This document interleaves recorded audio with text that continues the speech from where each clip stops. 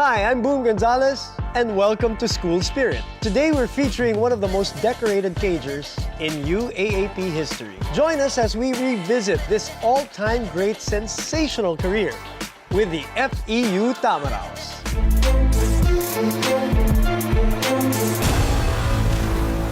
Now, before he became an MVP in the PBA, Arwin Santos was an unstoppable force in the amateur ranks. He was a tenacious rebounder and defender, armed with a deadly outside shot. A quintessential stretch four, Santos was a major problem for anyone who challenged his talents. Villanueva gives it to Santos for a three! Yeah! Right on the money! Arwin's list of accomplishments with the FEU goes on and on. But for sure, his UAAP legacy has been immortalized. Let's hear the stories behind the success as the Spider-Man of Moraita talks about his glory days.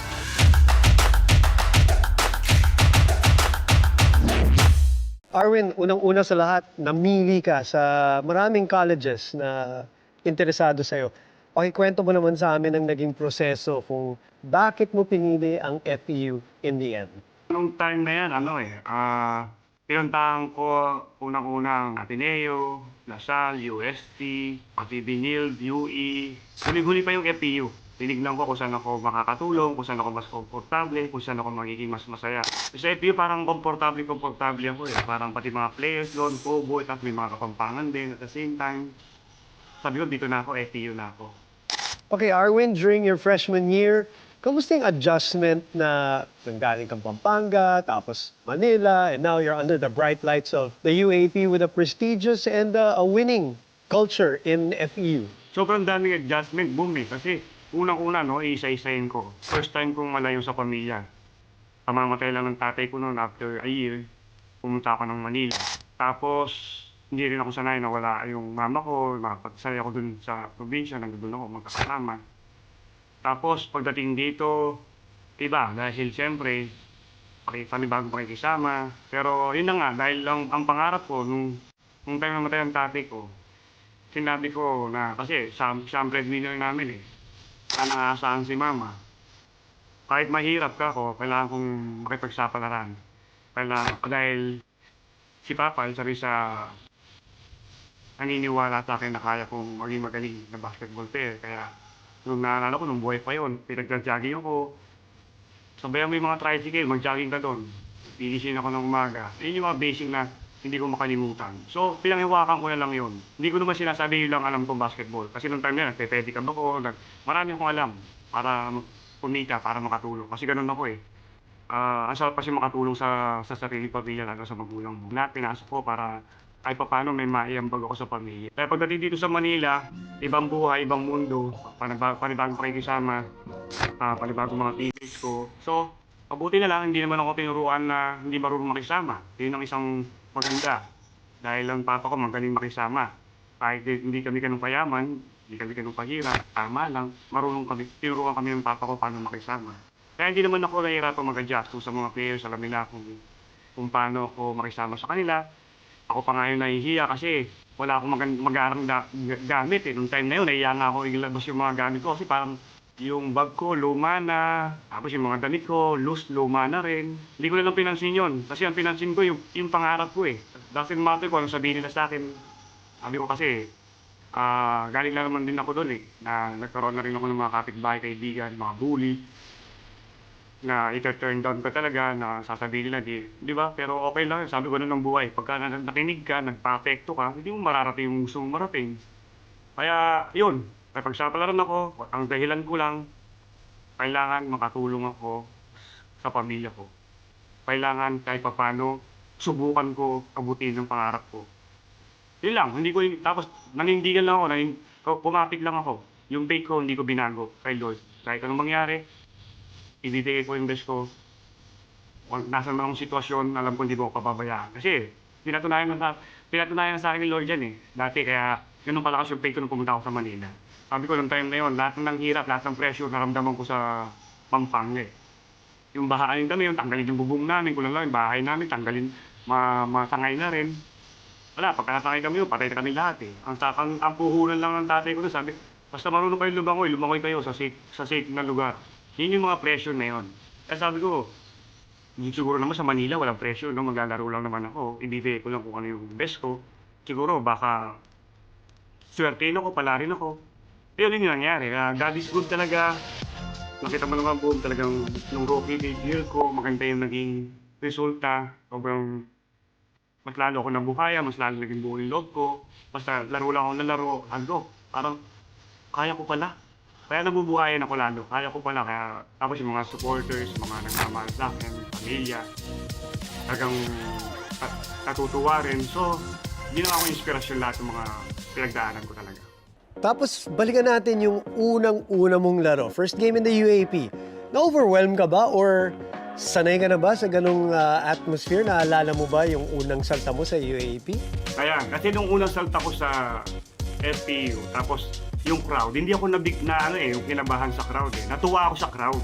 Kasi namangha ako, wow, ang dami nanonood. Sabi ko, ang dami makakita. Pag nakashoot ako, pag dami makakita sa akin, tapos televised pa. Bah, sabi ko ganun, so, naging iba yung effect sa akin, imbes na, yung iba kasi, di ba, pagka may mga TVs, may mga, medyo may nervous ng konti. Ako kasi, hinubog na ako sa Pampanga ng maraming laban. In fact, bago ako mag-FPU, dapat mag-MBA na ako. Pampanga Star. Ako yung pinakabatang player nila. 17 years old, 18, ganon. Dapat makakampi ko pa si Coach Ato Agustin. Alam ni Coach Ato Agustin yan. Pero nung nilapitan ako ng tatetatayan ko kasi merong exhibition game sa Cebu, kasama ako ng team na yon, ng core, Pampanga Dragons na yan. Sabi ng tatetatayan ko, Arwin, sigurado ka ba? Kung ako sa'yo, mag-eskwela ka muna, mag-UAP ka muna. Sige po, wala pong problema sa akin. Kasi, boss, kala ko okay lang din sa inyo. Kasi, para sa akin, malaking bagay na yung 40,000 na offer ng Pampanga sa akin. Kasi, hindi naman po ako nakakako ng pera pang ganyang kalaki noong time na yon. Malaking tulong sa pamilya. Kundi, kikitain mo rin yan. Huwag ka lang magmadali. So, nakinig ako. Kaya, para sa akin, pagdating ko rito sa FPU, wow, ang daming televised. Tapos, kaya ginanahan ako. Hindi ako nakita ng nerve. Kailangan magpakita lang ako ng pakita. Parang ito na yung pagkakataon ng mga kumbaga sa artista. Para sisikat ka. Ito yung pagkakataon. Kailangan magpakita ka ng maganda. Hindi ko siya tinake na, ay, ang dami ako, mapapahiya ako nito pag wala akong Hindi ganon eh. Natuwa talaga ako, namangha ako na maraming makakita. Kasi ganon ako eh. Pag marami nanonood, mas ginaganahan ako.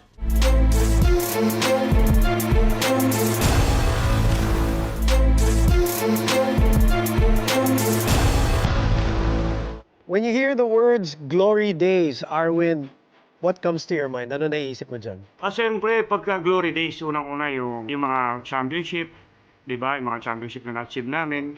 Tapos, yung pagmamahal ng FPU sa'yo, yung suporta nila, na talagang binigay nila lahat ng suporta sa akin. Tapos pag sinabi naman sa'yo, UAAP, ano naman ang naaalala mo? UAP, nakakamiss talaga. Pag sinabi mong UAP, nanimiss ko yung mga sigawan ng mga crowd, yung mga tambol, bug, bug, bug, yung mga kabog. Tapos yung mga estudyante nagtitilian, talaga nagsisigawan, sinisigaw talaga yung pangalan mo. Nakaka-inspired talaga. Sobrang nai-inspired ako. Pagpapasok ka ng school, para ka nakalutang sa hangin eh. Pagka panalo. Pagka talo, medyo nakayuko pa nga. Pero ganun pa rin. Doesn't matter kung talo ka o nandiyan pa rin yung supporta nila sa'yo.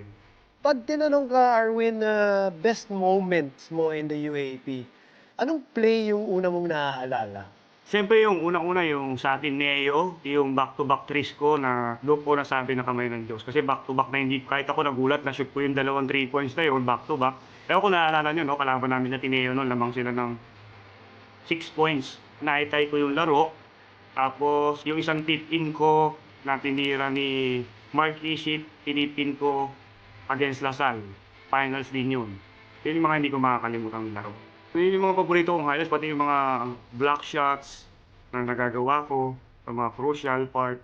Pagka ikaw kasi nagpapanalo ng laro, sobrang best ang nararamdaman mo na mabuti na lang sa akin bumabagsak, mabuti na lang ako nakashoot. Parang, para sa akin yun, mabuti, binigyan ako ni Lord ng ganitong, ako yung ginamit niya sa mga moment na yun. Di ba nagpapasalamat? Kasi ang daming player naman pwedeng nagpapanalo eh.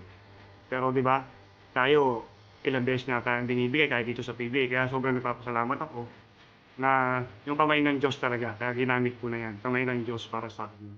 Okay, Arwin, tell us naman the story behind your MVP seasons. Ano bang inspirasyon mo and what moment do you remember the most about those 2 MVP years of yours?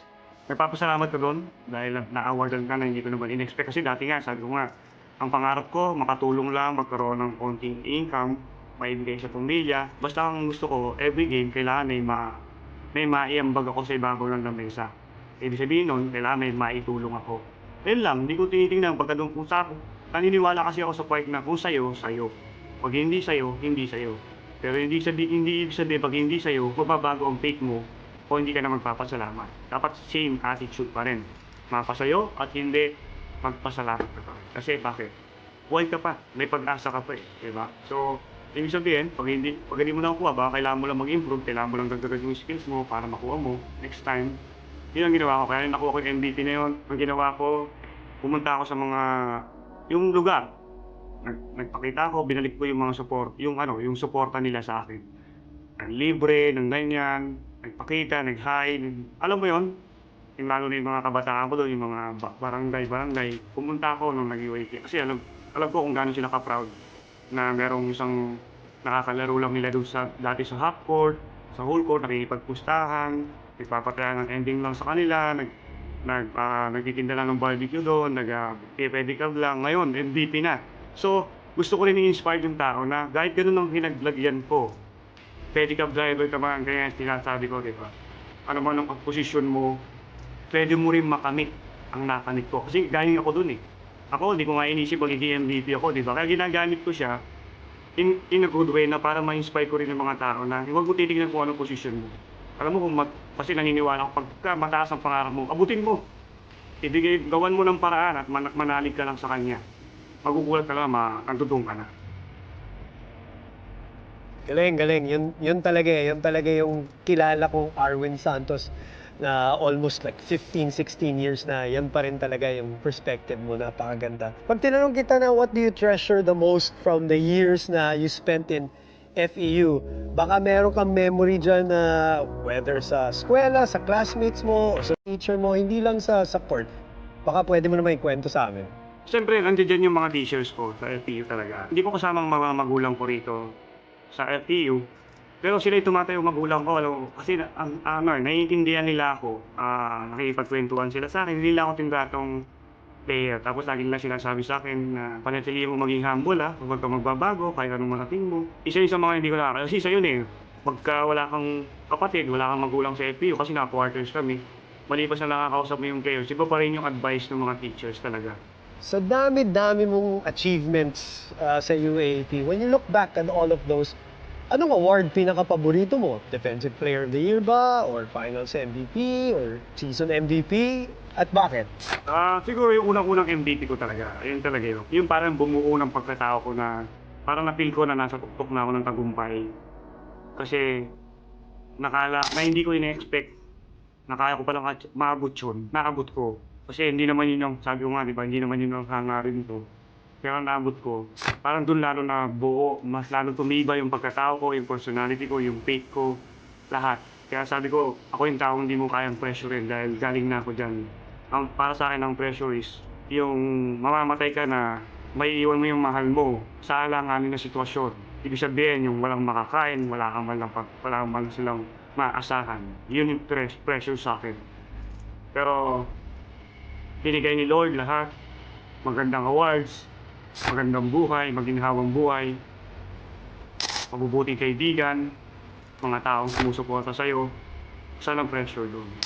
Kaya ngayon, hanggang ngayon, isa rin yun sa dala ko, kaya patuloy akong lumalaban at excite sa laro ng basketball.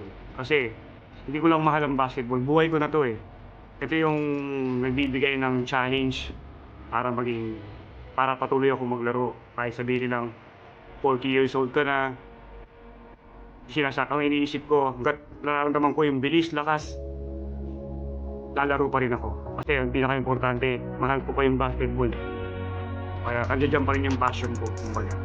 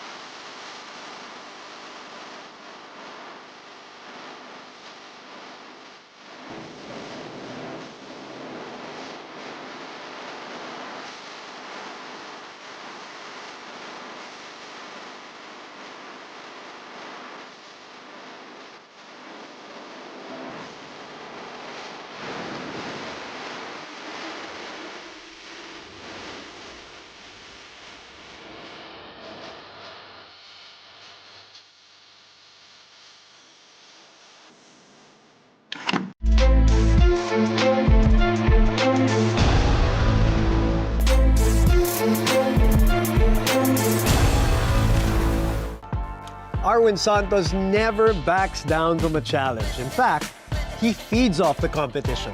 The more intense, the better.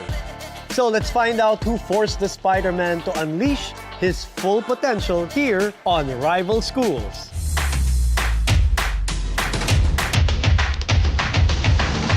Okay, Arwin, puntahan natin yung mga individual matchups mo naman. Gusto ko malaman sino sa UAP yung mga talagang na-challenge ka rin kapag nakakaharap mo yung team nila. Unang-una kay Rich Alvarez, siyempre, athletic din.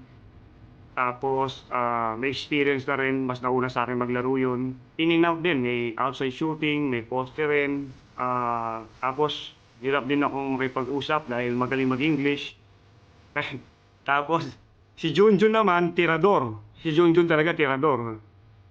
Merong mga pasikmura, may pa-ribs. Sisikuhin ka sa ribs. Pagka nagkamali yung kamay mo, pwedeng pihitin, mapabali. Pagka hindi ka ready.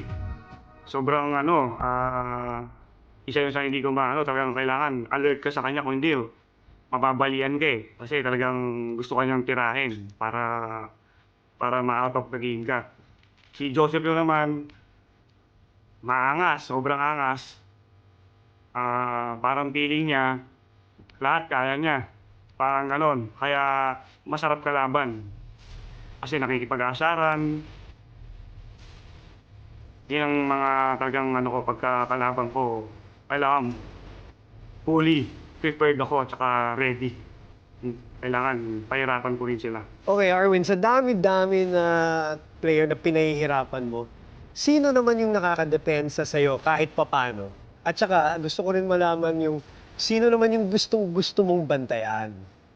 Si Aranya, dumidepensa rin sa akin yan. Tapos, sila Jerwin Gaco. Mga tirador kasi yan eh. Si Rich Alvarez, isa rin yan. Sa Lasal naman, sila Wilson, yan. Talagang mga defensive player, talagang malalakas na katawan.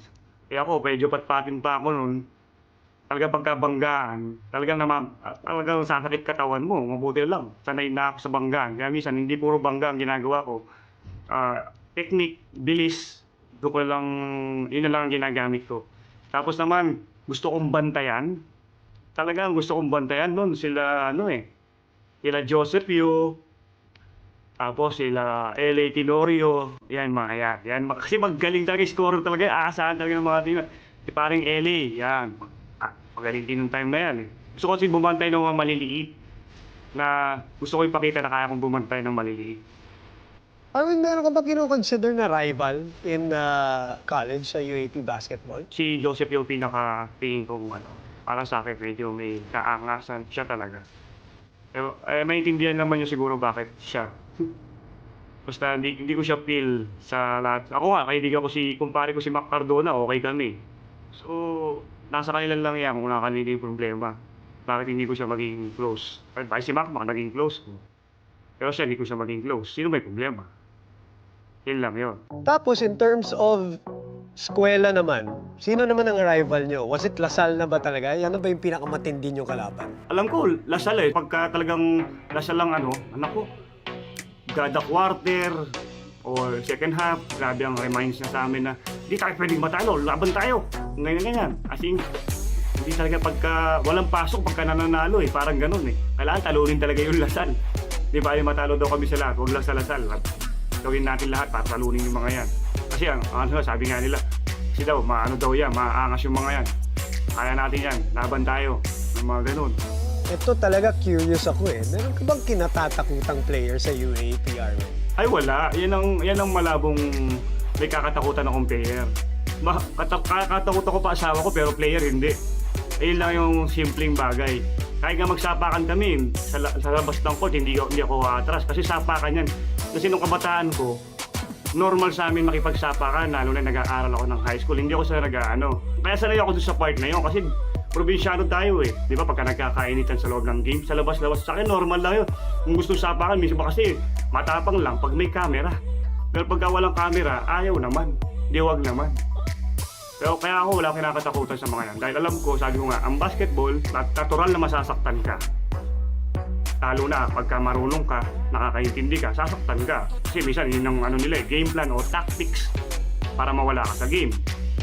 Diba? Pero ako, kahit nasasaktan ako, nabubuli ako, mas lalo akong nagpo-focus kasi yun ang tanggap ko eh. Pagka sinasaktan ka, ina-out of the game ka lang. Meron kasi mga players na magaling bang asar, pero pagka sila yung nasar, pikon. Sila yung mas pinapipikon, nawawala sa game. Kaya ako, sanay na ako sa bullian eh, kasi anak bully din ako eh. Pero ako, di ako pakipag-bullyan nang walang reason. O kaya, parang makakasakit ng damdamin. Hindi ganon. Pagka basketball, bullian, normal yun. Sakitan nga, normal lang eh. Diba? Kaya wala akong kinakatakutan. Mas kinakatakutan ko pag walang allowance. Kung hindi pumasok yung allowance sa ATM, yun ang nakakatakot. Parang iniisip ko, yung time na kino-cover kita, Arwin, parang never kitang nakita na pikon sa laro. Baka lang hindi ko naalala, meron ba kaming hindi alam na napikon ka na pala sa isang UAP game? Wala talaga. Hindi talaga ako napipikon sa laro, promise. Minsan yung pikon ko lang, yung parang malinaw na tinira ka, hindi tinatawagan ng referee. Sa referee lang yun. Pag tinitira ka, tactics yun. Para mawala ka sa game, para pumatol ka. Pag pinatulan mo, baka ikaw mawala sa game. Pagka na-foul ka, lalo na. Diba, ikaw kailangan ng team mo, papatol ka. Pagka nawala yun. Ikaw, ang team mo nakawalan. Kahit sikuin ako nito, dumuguman ng kilay ko, ayan, bilang beses na pumutok ang kilay ko sa mga laban. Okay lang yan. Basta buhay pa ako as long hindi ako mababalian. Okay lang yan. Marunong, lahat naman ng mga sikot, tsaka natanggap ko na eh. Okay, sa mga lahat ng basketball doon sa amin, yung mga pustahan. Ice tubig nga lang, Coke.